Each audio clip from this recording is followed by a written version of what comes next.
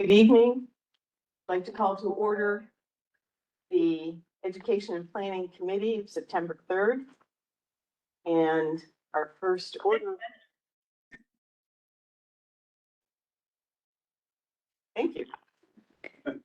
Our first order of business is to review the August 6th committee meeting minutes. Does anyone have any comments about the minutes? If not, do I have a motion to accept the minutes? So moved. You accept them as you can. Jeff? Thank you.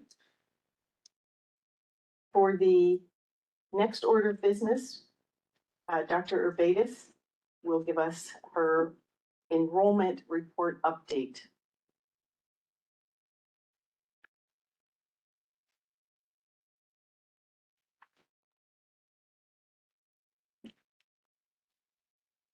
Good afternoon. Good afternoon. I'm providing a verbal update for the weekly enrollment report as of Friday, August 29th. So you received in your packet the August 22nd report, which showed headcount at 1.8% increase and FTE at a 0.6% increase. As of this past Friday, headcount has shown a 2.1% increase and FTE has shown a 1.2% increase. This excludes Gemini's program. That registration will begin shortly and continue through the end of October. Any questions? Okay. Thank you. Thank you very much for the continuing good news. Well, in my October report, I'm going to provide a comparison of the trend we are seeing in terms of shift to part-time enrollment. So stay tuned. All right. Thank you. Now I'd like to bring Dr. Medea Rambish and Sarah Whiffen to talk to us about academic success meetings. Yes. That works. Okay, thank you. Would you like to introduce yourself? Hi, everybody. I'm Medea Rambish. I'm the new Associate Provost for Curriculum and Instruction. I've been here for about a month and I'm getting acclimated to everybody and I have felt very welcome and everybody's been very kind. So, Well, Yes. thank you. Focus. And I'm Sarah Whiffen, Associate Provost of Student Affairs, and I've just started my 23rd year, so.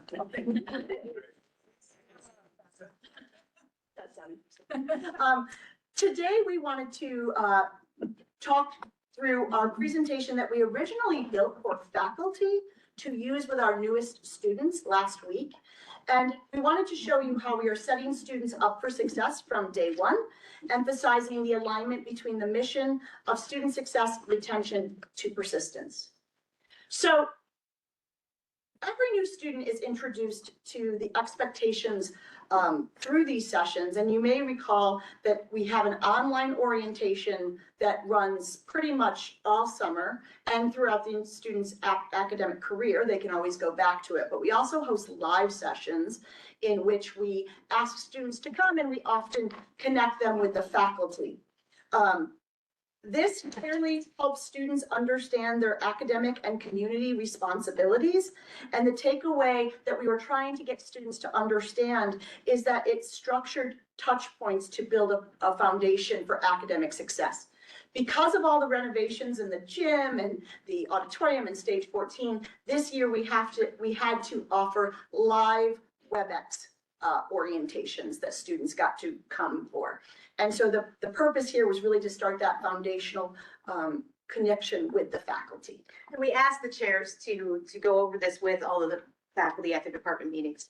Students get a syllabus and they are guided to see the syllabus as a roadmap. Highlights include the instructor contact, learning outcomes, policies, grading rubrics, and modalities, which are face-to-face, hybrid, high flex, and online asynchronous and synchronous.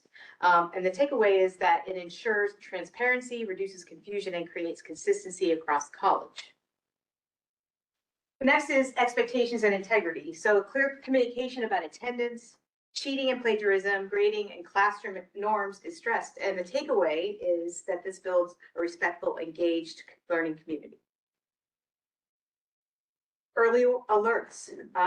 So basically we introduced starfish and progress surveys, as well as kudos. I always like to stress the kudos as well. Students seem to like those. We also do midterm grades and structured follow-up timelines. Connect to FLCC's success ecosystem, like academic success coaches, faculty advisors, instructors, financial and academic standing checks. The takeaway is proactive monitoring prevents students from slipping through the cracks. And then strategies and resources. We reinforce habits, attending class, asking questions, staying organized, know why you're here. It'll keep you coming to class and doing your work. Key resources include tutoring, which is the right place, the Math Center's Science Incubator, and Brightspace 24/7 tutoring, which I think is library services, research citation and group study, and disability services. The takeaway is FLC invests deeply in wraparound supports to keep students engaged and progressing toward graduation. And then each department was allowed to kind of talk about their department and what specifically students will be learning, or club events or internships, co-ops. So it was very department specific. The nursing department did meet in person, but all the other departments were meeting online at that point. But it really became very individualized.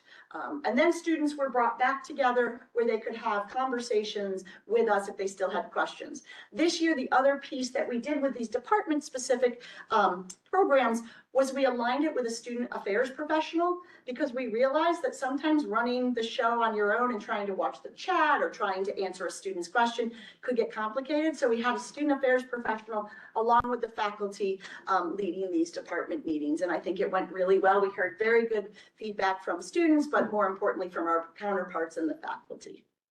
And so we told them they could still come back to the Center for Student Involvement.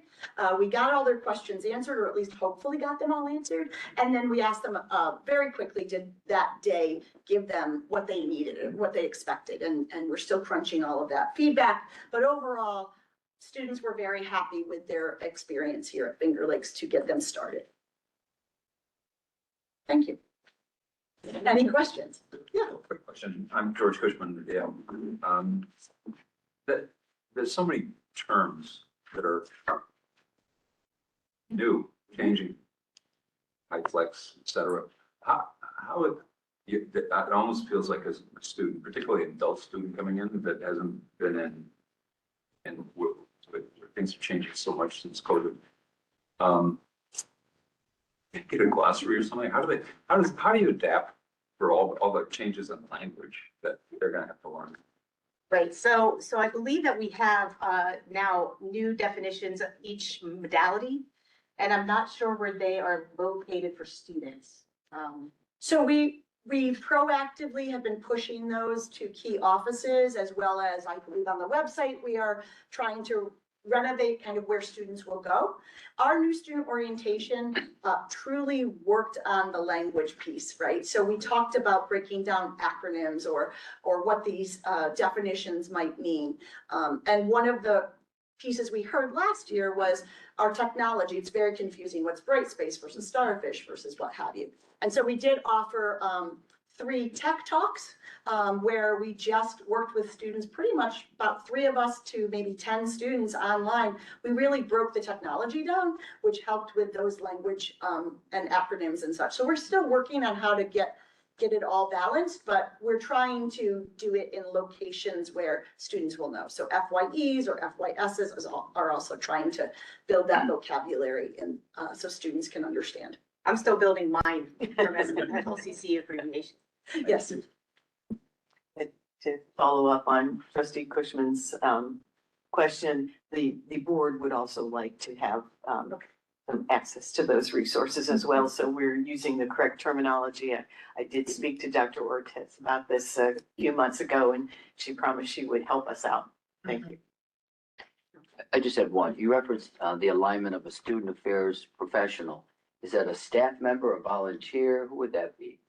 Those were all professional staff members Okay, who were directors of student affairs or assistant directors of student affair offices, and myself and some key personnel that okay. aren't on the faculty side that were in the WebEx room helping.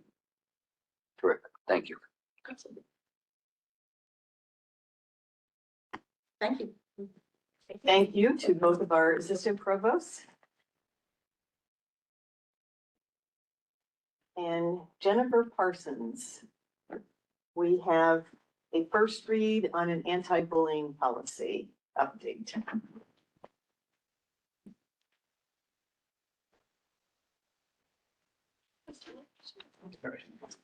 So I'm here as the college council representative, and I just want to give you a very quick, I'm sorry, Name, Richard Van Dyke. thank you. I'm the assistant director of tutoring and learning support. So I'm just giving a very quick history of how this anti-bullying policy came to be. In academic year 23-24, the fall of 23, Dr. Nye approached council because he had gotten feedback from faculty and staff concerning the need for some kind of anti-bullying policy addressed to employees. And so there were several iterations of this group. We immediately got HR involved. But the first iteration was led by Joe Bush from the nursing department. I was on that group. We came up with a policy. We reviewed policies from other institutions. And then it went through a vetting process, and eventually with copious feedback from from the bargaining units, we ended up forming a second group that was primarily led by HR, who recrafted the policy, and then we went through a subsequent vetting phase to get to where we are now, Jen. So that last version, we took to Ontario County and asked for their feedback, and they provided that. So we tweaked the policy that we had worked on, and that's what you have now. Has the Trustee policy, Martin? yes, thank you. Has the policy had a legal review either by our council or the county's council? The county, yes, Leonaca at the county. Thanks. Does anyone else have any Just comments or questions? express gratitude- Trustee Kushner? Just express gratitude to the council for the hard work putting all this together. That's great. Appreciate it. Thank you. Anyone else? I would just like to ask what you found the most challenging. This is obviously a comprehensive process. Was there a particular element of this policy that you found most challenging that the trustees ought to be aware of? I can answer the question, whether you ought to be aware of it is. Okay. But the two aspects that kept coming back in feedback, one was that it was both too specific and too vague. At times it was naming certain kinds of bullying, but it wasn't comprehensive. And at other times, particularly with issues of enforcement, it was unclear exactly how the policy would be implemented and what the process would be to bring forth concerns, you know. Okay. Thank you very much. Appreciate your hard work on this important issue. Thank you.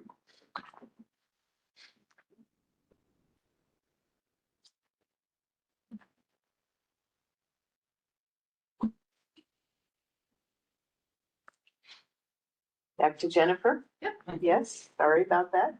So we have the adjustment to the professional service positions roster. So we have two positions this month. The first is the Healthcare Pathways Coordinator, which is a new full-time position. It is college funded and is within Group C of the Professional Association. And the second is the EMS Paramedic Clinical Coordinator, which is funded through SUNY Reconnect and Perkins Grant. This is a revised position. It was part-time, it is now full-time, and it is within Group E of the Professional Association. Thank you. Any comments? All right, on to your next item, to approve the revisions to the FLCC Management Confidential Handbook. So that Could should you just give a quick overview of what that handbook is. This handbook is for management confidential employees. It talks about fringe benefits, insurances, paid leave, holidays, appointments, evaluations, and reappointments. There are just a couple of minor changes that you should have the redlined version with your documents. The only changes were around paid parental leave,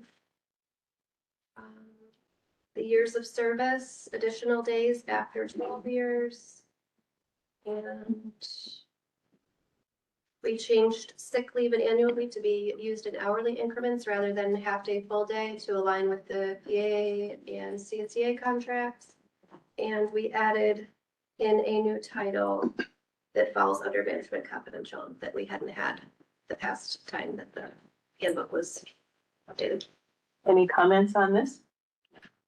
The only the question I have would be, how often does the handbook get reviewed? This says the most recent approval date was August 2022. So probably 3 years. Yeah, 3 years ago. Along with contracts typically? Yes. Okay. Thank you. Steve, did you have? Okay, all set. Thank you very much, Jennifer. Ed Kelty will present our strategic thought presentation. I'm not sure I'd call it totally strategic though, but members of the board, thank you for allowing me to come give you a little update. Are you driving or do I have a little clicker? Driver, let me get it to full screen here. It's coming. So you're going to talk about the electronic accessibility impacts Yeah. of What it's gonna mean to Technology. us as an institution. I will say, as Cheryl's getting up, it's not unique to FLCC. Every educational institution in the country, as well as most government agencies, are having to address this situation at the same time. Oh, maybe, okay. I can just say next. Not phone. Okay. Just text fine. All right. There it works. Okay, so why are we talking about this, right? What are the impacts of the college and what do we need to do? So we're talking about this now because unfortunately in the last couple of years, federal law, state law, and SUNY policies have all been updated or changed. If you look at the Title II, they have now made a new rule that says all content must be accessible on the web, and it doesn't matter what kind of web, mobile web, tablets, anything, it doesn't matter. And it must meet what's called the Web Content Accessibility Guidelines, level 2.1 by April of 2026. Now, I'm going to point out a couple of things as we go. This is the Title II Fed, WCAG 2.1, April next year. The 508A standards have also been updated. These are a little more targeted towards vendors. And what we have to do with vendors now is when they come to, we want to buy something from them, we're required to ask them to fill out what's called a VPAT. It's a voluntary form they complete to tell us how accessible their products are. So if it's a piece of software or something that runs on a computer, that all has to go through a review now. So they fill it out, we have a team that reviews it. There's an AI engine that actually helps us review it. That's pretty cool from an IT standpoint. And if they don't meet a certain level of accessibility, theoretically, we're not supposed to purchase from them. So that's going to be an interesting time. We've had one vendor so far this year go through that, and they did a very good job the second time around. The first time, they didn't fill everything out correctly. New York State policy has also changed. So I'm going to give you, it requires now WCGA 2.2 by January 27. So the standards are different between the three different groupings and the dates are all different. But in summary, if it might help a little bit, before, no clear rules on digital standards. Now you must meet the WCGA at 2.1 or 2.2. Before, they rarely enforced this unless someone complained. And in one of my previous jobs, probably in around 2010, someone complained about a website and it required every website in a district to update all of their materials, but no one got in trouble as long as you got it done. But until someone complained, nothing happened. Now the DLJ can take action whether or not someone complains or not. Before, no specific deadline was set for any of these things. So it was always like, hey, make sure your websites are accessible. And thanks, have a nice day. And no one did anything about it. Now we have very specific timelines. And accessibility in the past was more of a technical thing. At least that's the way people looked at it. Now it's more viewed as civil rights and an equal accessibility issue. So what are the impacts for us? Every electronic document that we have needs to meet that accessibility standard. Now, can you all guess how many documents we have here? Documents, web pages, everything. So theoretically, there's a lot of work that is going to go into this. And if we're working with SUNY, they have an EIT group as well. They have defined level 2.2 AA is what we're all going to go by. We're not going to try to split between 2.1, 2.2. It's backwards compatible. So if you're 2.2, you're good to go. And they require from us, and every college SUNY does, an annual report telling them how well we're doing with our accessibility efforts.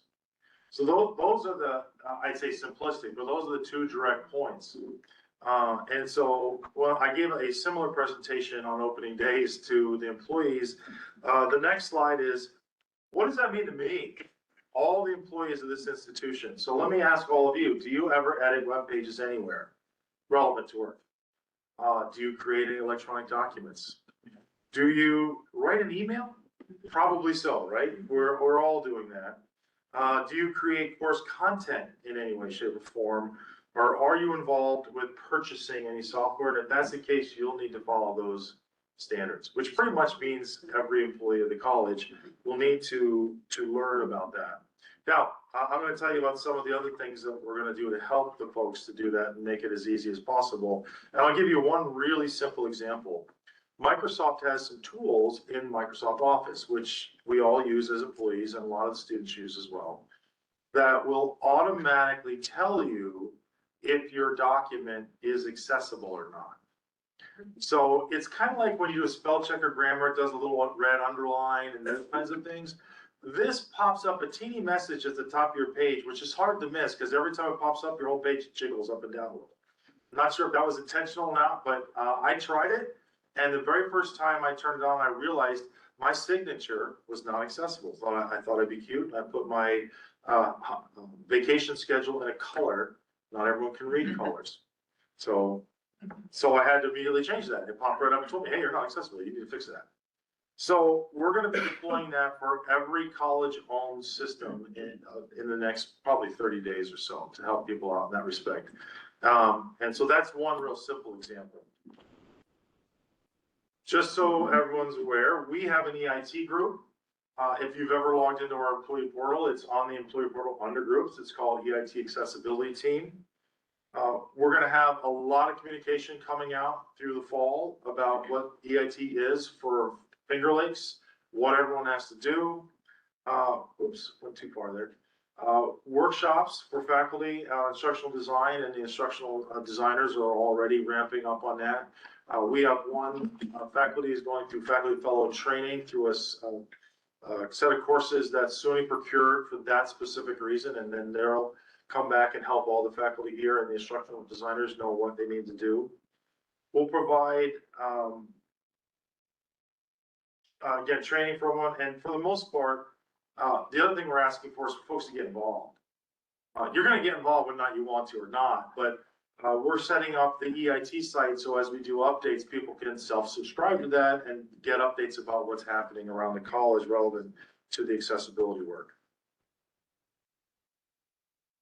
Oh, and I wanted to show you just something simple. This is the employee portal. This is our accessibility site.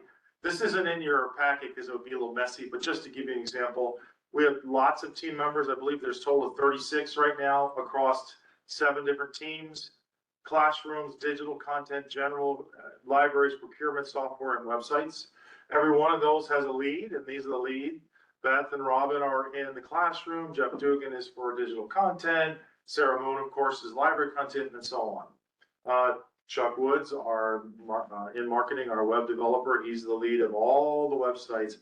All of these folks have sub-teams that are going to be meeting and addressing the different kinds of accessibility in those realms.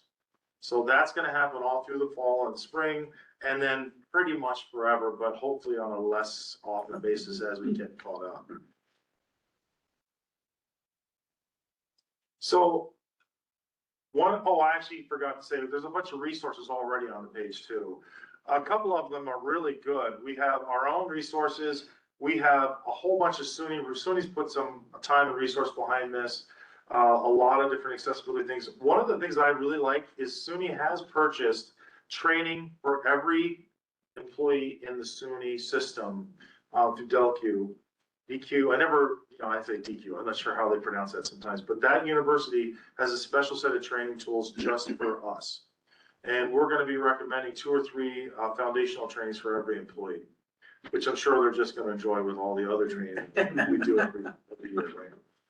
And Microsoft has an enormous wealth, pages upon pages of templates in every Microsoft product that's already designed to be accessible. So if you use a PowerPoint presentation in your class or anything else, there's tons of materials out there, but I'm sure we'll be coming up with some templates for our faculty to help them out through our instructional design team.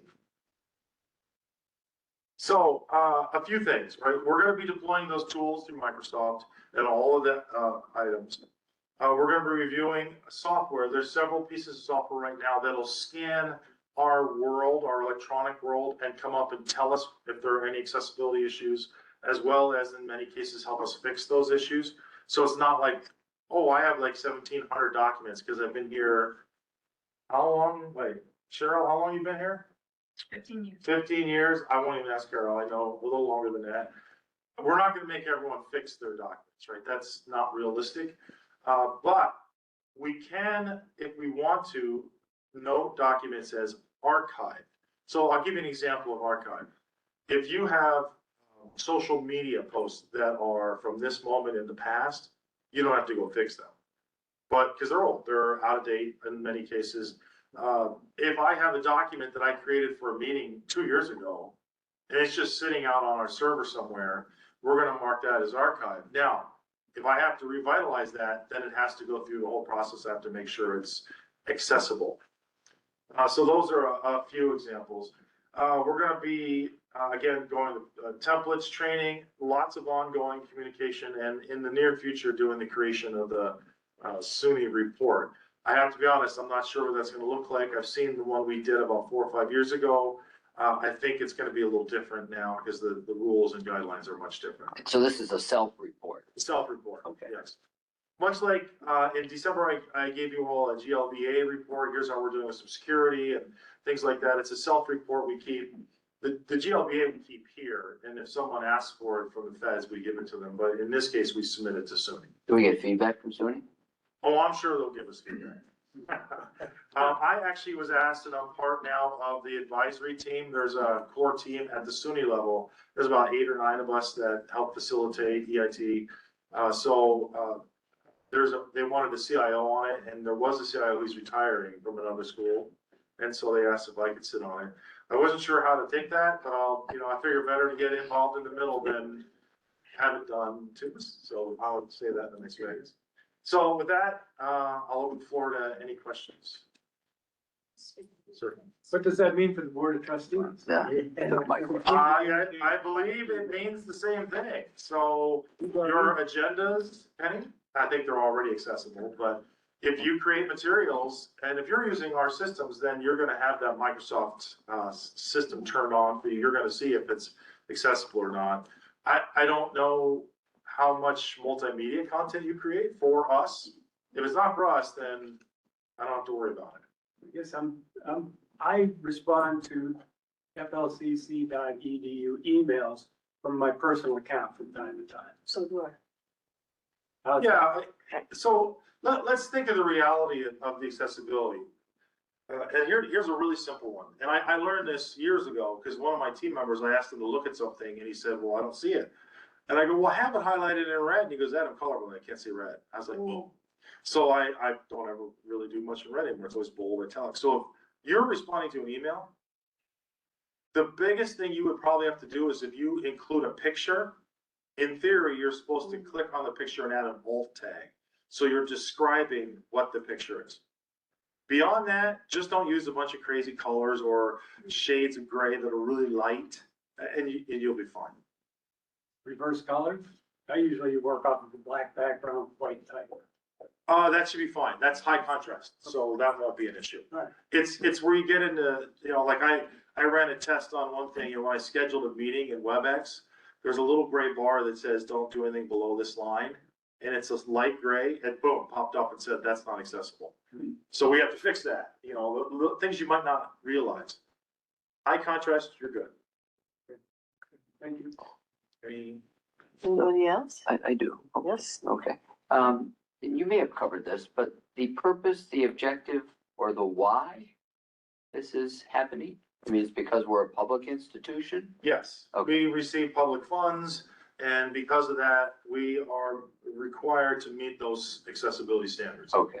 So underneath the arc and guise of public institution. Yeah, because Title II, 508A, the ADA compliance, and now the state of New York also has a law that says that as well. Okay. Thank you. They all tied together. They all, I was gonna say, ganged up together.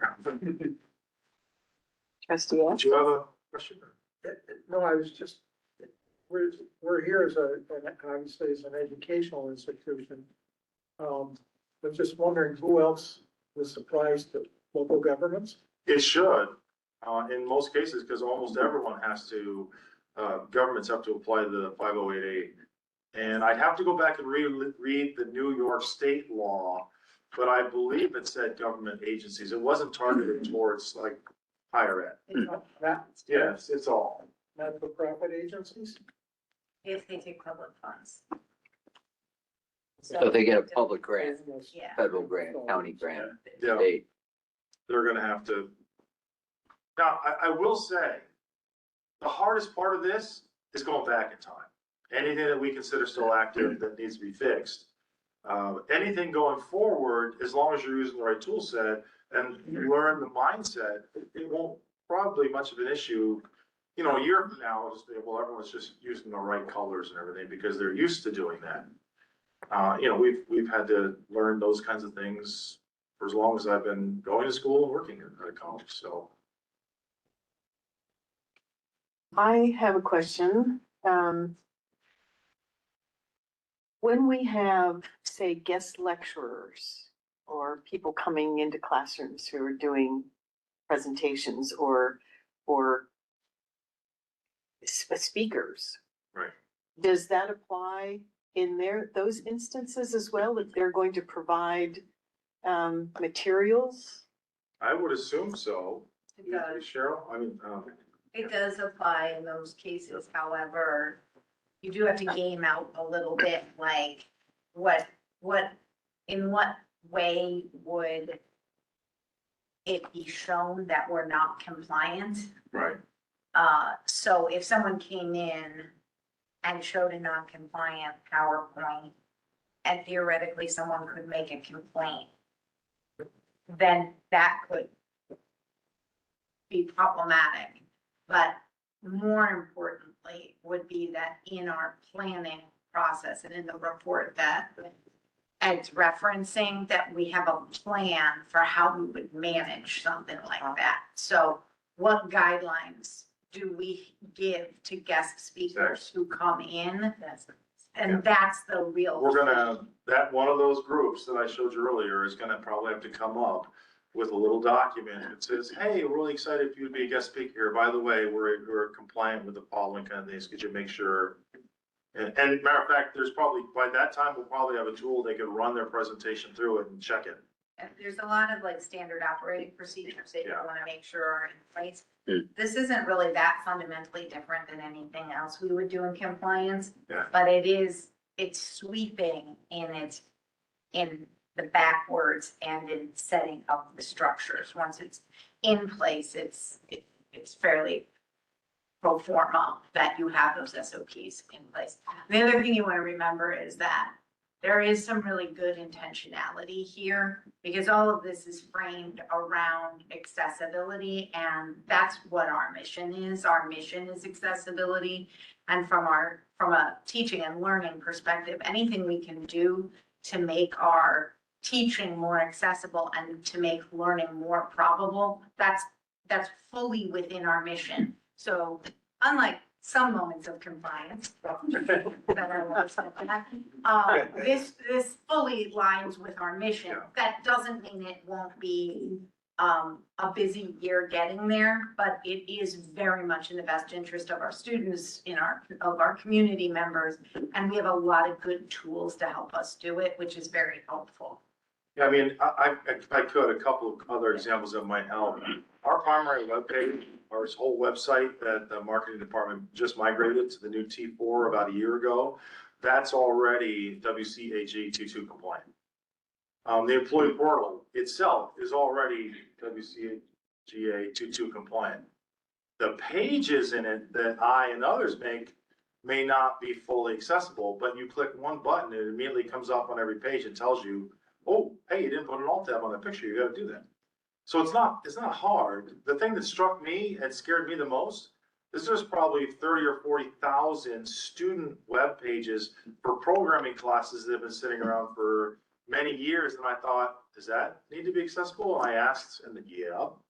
And I'm like, they're all archived. I'm gonna mark them all as archived because those students have come and gone. That, or I'll work with the faculty to take those down because there's no reason to, and they don't cost us anything to have them there. Everyone's out given a website when they're in that kind of class. But no one's cleaned them up either for years. So they're just sitting there, and they're a website that is available to the public if they know where to go. Yes. We've talked mostly about visibility issues. What about auditory compliance? So this is the electronic side of it. We have to be compliant with that as well. We already have quite a few tools and systems in place to support that. So what I'm dealing with right now is it's all web and electronic material going out. The college already has an extensive accessibility group that handles sign language, audio. We have monitors that do large screen for big print, all those kinds of things. We're pretty stable on. We've been doing those for years. And can we assume that there isn't any money that's coming along with compliance? No, there's no money associated, given to us. I know that I'll be asking my partner over here for a little bit of money because the EIT team for FLCC has already suggested that it'd be nice to get an interim person for about 9 to 12 months to help coordinate all this because it's a lot of materials. And there's 2 or 3 pieces of software that'd be great to pre-scan and help everyone automate conversions of stuff, and then ongoing monitoring. If you've ever heard the product called Site Improve, it's a website scanner that the team already uses right now to check on lots of things, including accessibility. So that's just an example. Anyone else? Thank you very much for the update. Dr. Ortiz?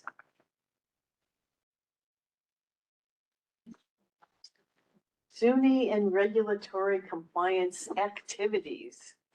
Yes, so as Ed led off, and this was the strategic thought presentation, but as you heard, it delved into the area of compliance. So I just wanted to share with the board that in our pursuit of strategy and innovation and working and teaching excellence, that sometimes these compliance issues detract from our ability to channel all of our energy into our strategic work. So I just wanted to share with you a sample of current SUNY initiatives that are compliance oriented in nature that really do impact the work across the college. And some of them, just like the EIT, excellent rationale, right? Accessibility is key, and we 100% want to support that. And many of these initiatives are also geared to support student success. But the challenge is often the timing, the quantity, the data reporting. And so all of those required elements prove to be challenging. And again, just wanting the board to be aware that with the number of initiatives and compliance requirements, we are working extra hard to be able to continue our innovative work to ensure working, teaching, and learning excellence at the college. Trustee George? There's some compliance that it's just not worth it. And if you say, no, what happens?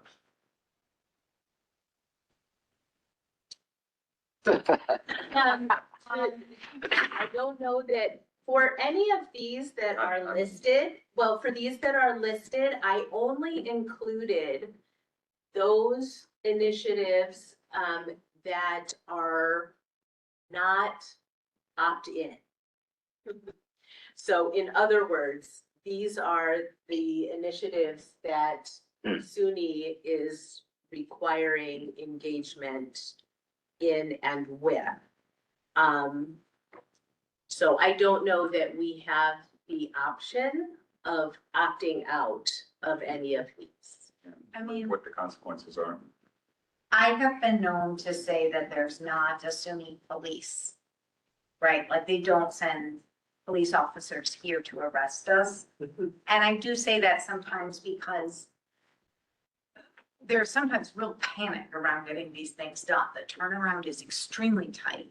There's often very little guidance or the guidance changes. And I'm not trying to turn this into a whole like moment, but that can be really hard, particularly on our staff members. Right. The point of my question is that there is a limited resource.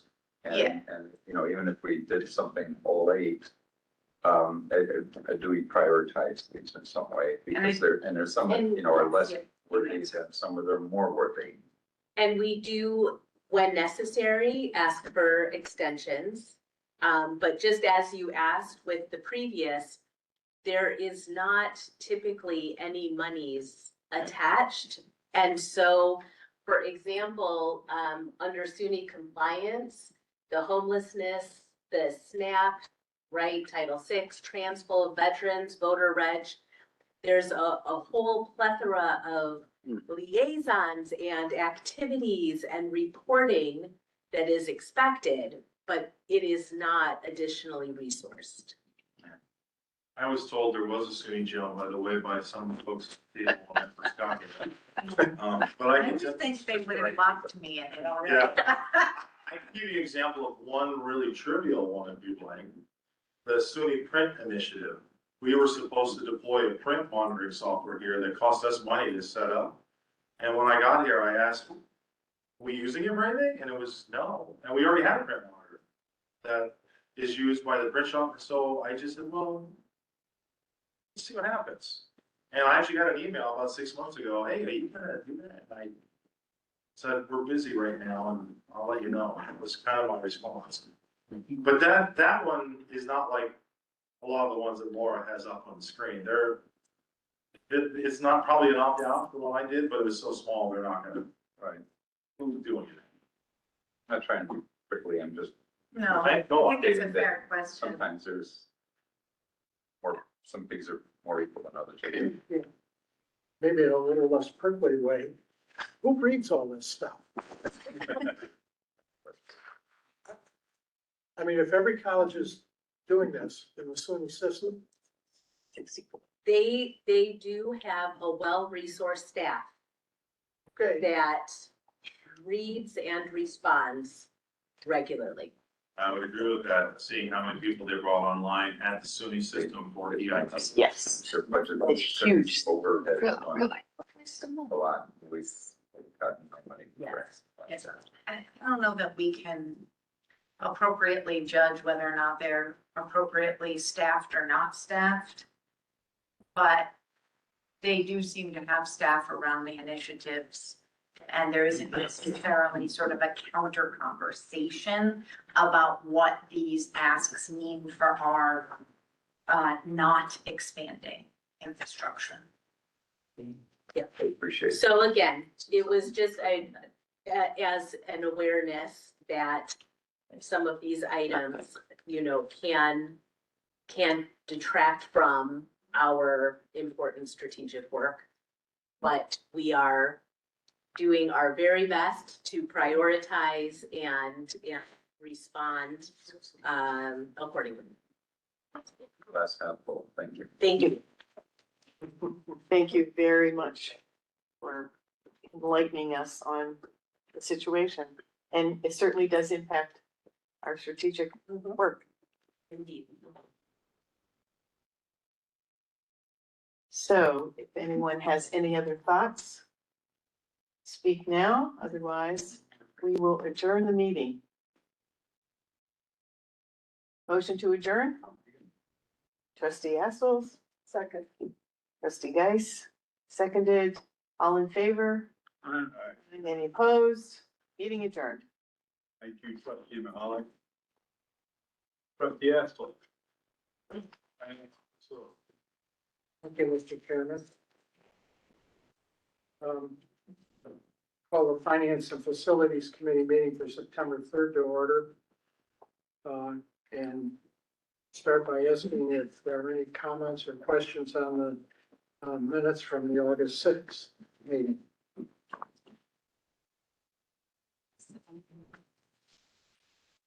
Okay, if not, so Jason has a number of items on the agenda, but we'll start with the operating budget update.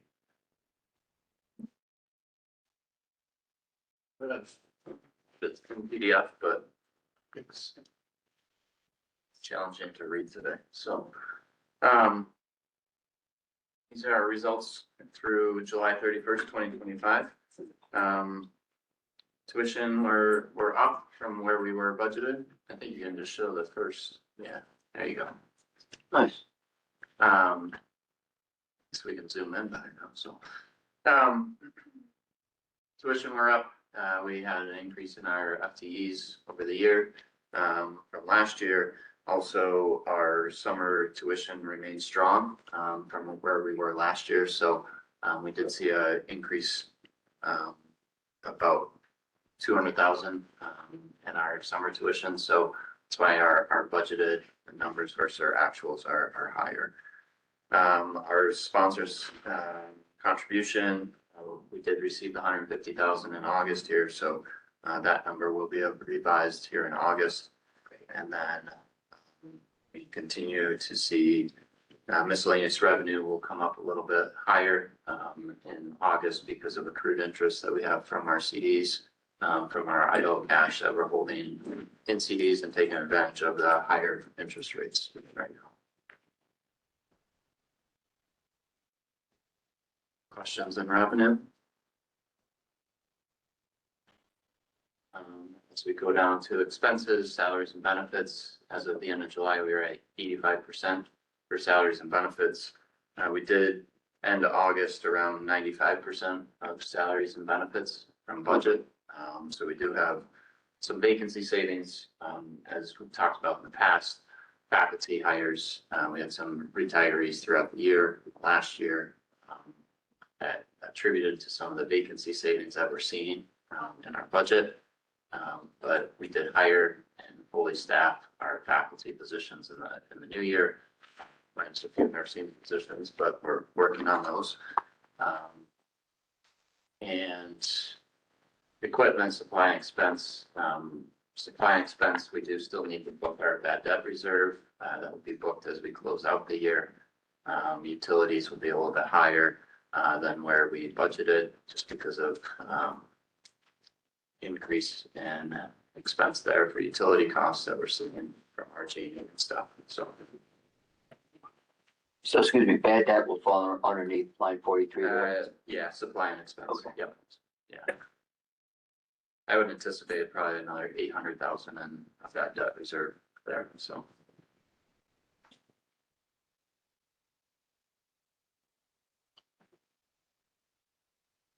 Just a general question in terms of realizing it's just days after the end of August, you still have some adjustments, but, is there a forecast or projection as to where we might?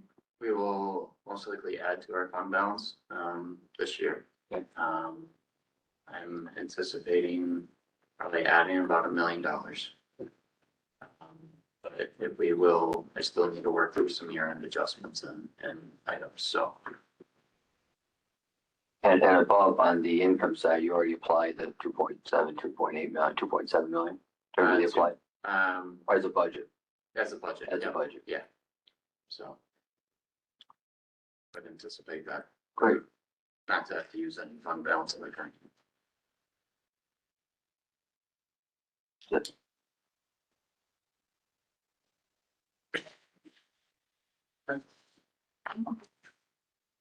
Okay, we're reporting.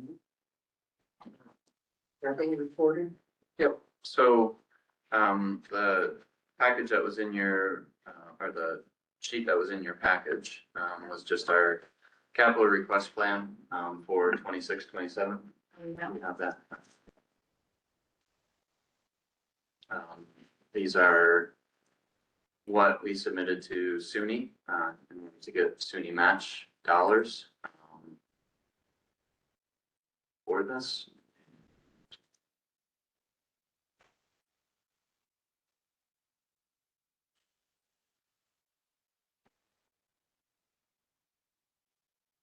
Is that all the capital labor? That would probably not be accessibility.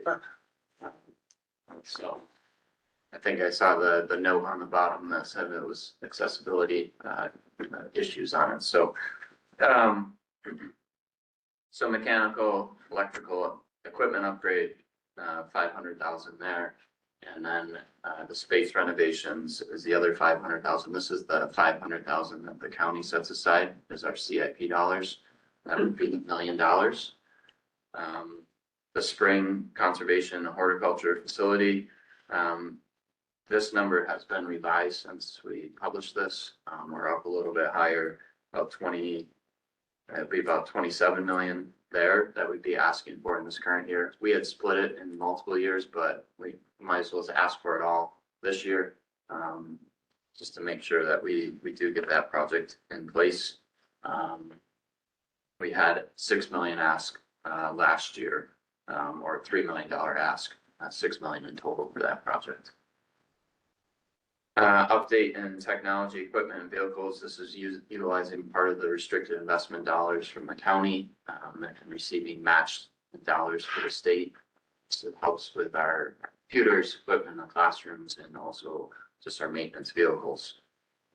Talks about space renovations. This is classroom as well. Also looking at utilizing some of these dollars in the future for other renovations. FLCC gymnasium scoreboard, putting this in here, potential donor opportunity to be able to utilize. I know our advancement team has been working on that as we've now renovated our gym. Now looking to update those scoreboards. The Mueller bunkhouse final construction. So this was some additional cost that came through on that project. The donor will provide the additional 250 for that additional cost of 500,000. And then new this year, we've been upgrading our lighting systems to LED. We get rebates as we upgrade that. I learned this year that we could actually use those rebates to get state match on them. So taking advantage of that in this year's budget to continue to update our lighting here to LEDs and make it more efficient here. So we did find out that that program may be ending here at the end of December from the state and RG&E. So trying to take advantage and get as much as we can done and look at those rebates. So it's kind of the request that we're making for 26, 27. Mechanicals, obviously those are the you know, non-attractive pieces of the building that we still have to make sure we maintain and keep it in line, so.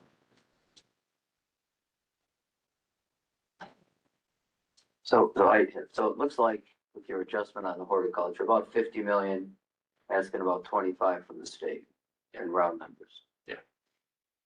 Are there any other, what do I say, future swings on some of these projects that might, take on the 27, 28 year? Too soon to tell. I'm curious as to specifically horticulture and Pinnacle, the larger ones there where there might be some additional asks. Maybe some additional ask in the spring building. Okay. As we get through, you know, we're still working through pricing, when we go. Tariffs are starting to feel the impact there, so pricing could continue to swing. And what we ask for. Pinnacle North, I think, which is the Culinary Arts Center, I think they're getting closer in the pricing on that and understanding where that is, so I still see that as a 26, 27 ask. So maybe help just take the board through the process here. So this gets submitted when? This gets submitted, I just submitted it over the weekend. Okay.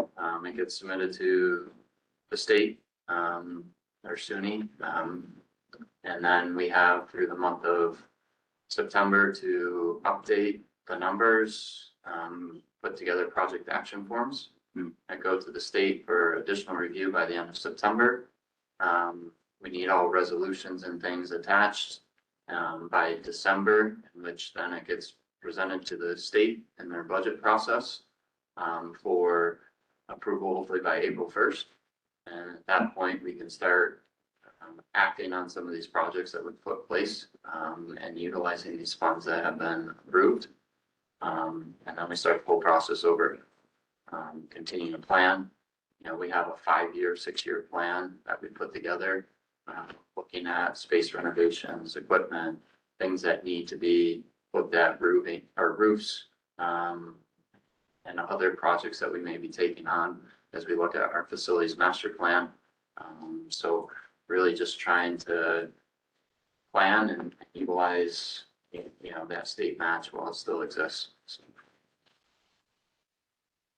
And the likelihood of approval? There are So far, you know, it does go through a rigorous process prior to even getting into the state budget. Tax council is reviewing it. A lot of times the state will bond these projects, right? It's larger projects. So as long as there's that appetite to do that, I haven't seen too many that have been not approved. OCC just put a huge clean room in from Micron, and you know, state, I think that was a $40 million ask. So you know, it was a large ask, but it was approved. So I think as we move further into, you know, some of the cuts from the federal government and things, I don't know what these project lists look like in the near future. So. Thanks. Any other questions on that? Okay, thanks, Jason. You want to do the bid acceptance for the transcription services? Yep. This is with Quality Captions. We did a bid. This is our low responsible our bidder. So this is for transcription services within the classroom for our students. Any questions? Okay, if not, there's some informational items, anything in particular to highlight? No, these are just, yeah, our building has asbestos, so just making sure we're maintaining that as we do maintenance on the walls and things, trash, recyclables, accepting that, the HVAC and cooling systems and chillers, this bid renewal. And our budget transfers, just aligning where the costs are hitting each of our budget categories. Okay, anything else?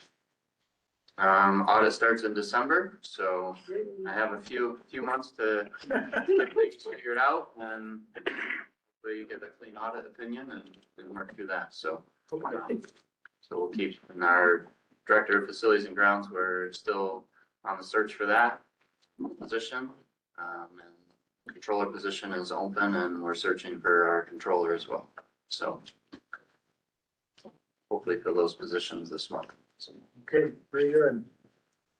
Any other comments or questions? Not all, motion to adjourn. So moved. All second. Position of jury.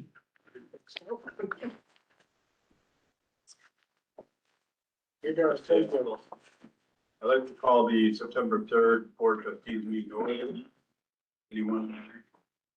There is a caller, online, but I don't know if they just used a different number, but they can unmute. Okay. Like, Okay, you have in your packet the revised Board of Trustee meeting calendar for 2025-26. Do I have a motion to approve that? A second? No? All in favor? Aye. Opposed? You? And I need a motion to approve the consent agenda minutes and resolution. So moved. who's that? Fred. Second. Yes, please. Thank you. Yeah. Okay. Any old business? Okay. We're gonna move right down to committee and liaison reports. Nominating committee, too soon. Too soon. Student trustee report. New student orientation and open houses were a big success. There is rumor that there was really good peer-to-peer engagement online, so that was good to see. The student core activities committee hosted breakfast, like to-go breakfast for the students yesterday and today. There's an outdoor movie today. Tomorrow we have Fall Fest. And then Friday is Laker Pride, so people can log on during their lunch break and get a chance to spin the wheel for some FLCC swag. So that's kind of what we're doing for the first week to welcome everyone. Great. What's the movie? I believe it's the live action Stitch. Oh, live action Stitch. Okay, let me make a note. Check that out. It was either that or Mission Impossible. It's one of those two. It will be 2-1. Thank you. And here I'm, Well, as Jason indicated, we'll be meeting in the near future. Trustee Matt Hogg, Board Development. For development, we do have dates on the schedule. If members of the committee feel that the dates aren't working for them, just let us know and we will revise the calendar. Association, our first meeting will be the end of this month. Foundation, trustee Guy. I don't have anything this month. Okay, ACCT. ACCT, the conference is in October. I don't know how many folks are going, trustee and trustee Lily. Excellent. Thank you. And I have been serving on the Member and Education Planning Committee of ACCT, but I believe you can only serve for 2 years. So I will put my name in for a different committee to serve on. But that would again require approval from the board. So I will fill out the form and send it to you in advance this time. Very good. NYCCT. Now, speaking of conferences, ours is next week. It's Wednesday through Friday. We have a number of interesting folks attending. Bob Duffy and Merrill Tish plan to attend.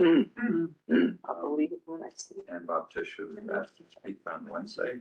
For a few minutes. Working through how to get that fit in.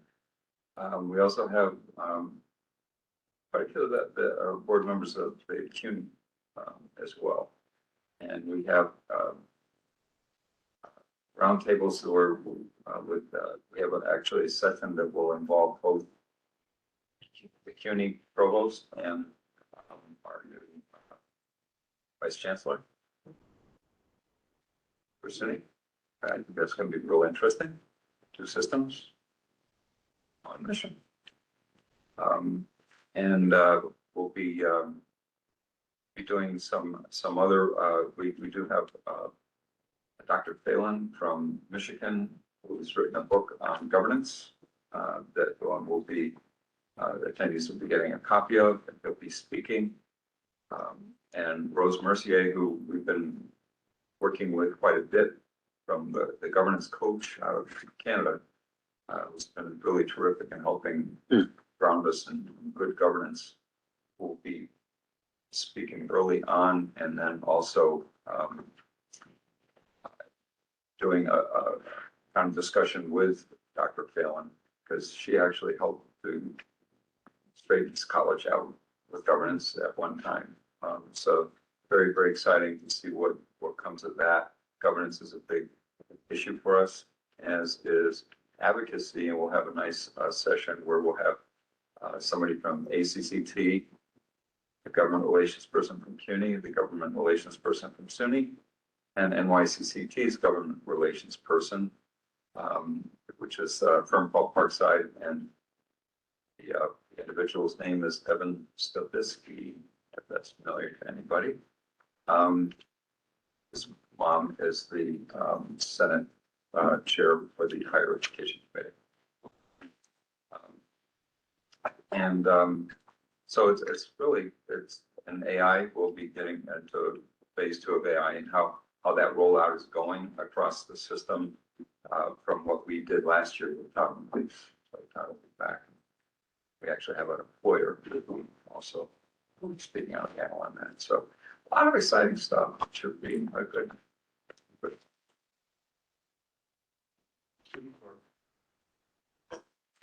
Looking forward to that meeting coming up very shortly. Very good. Anyone else? We have a motion to adjourn. Oh, I just wanted to mention,